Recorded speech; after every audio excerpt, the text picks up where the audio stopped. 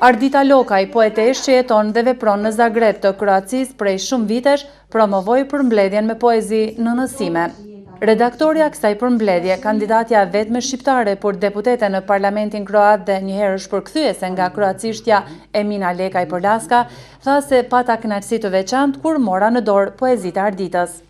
Ardita ka zgjedhur gjuhën e saj, sytë e saj të mendjes, zemrës dhe të mendimit, të pasionit të heshtur dhe emocionit të pastër njerëzor për të përshëndetur me njerëzit cilët i njeh dhe me ata që kurrë si ka takuar.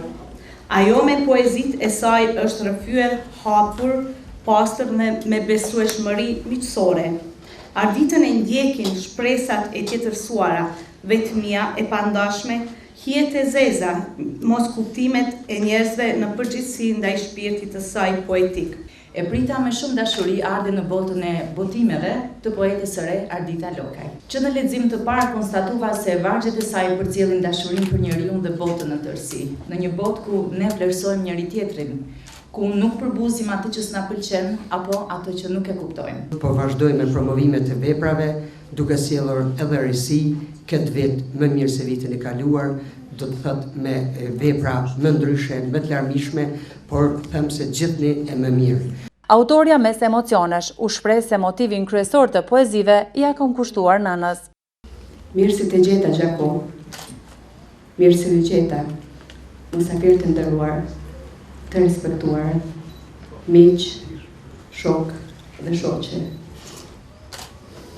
Faleminderit që keni ardhur. Ajo ka bërë vepra të mira, e prandaj është libri për atë, jo për mua, sepse unë jam vetëm bashkëqyrja e saj. U lexuan edhe disa poezi të Arditës. E di që nuk je vetëm e imja. Mirë po,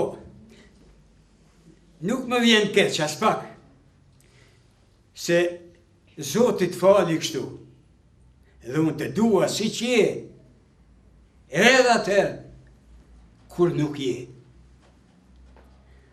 Me duash kështu si që je, dhe kur buzëqeshin në fytyrë mjell.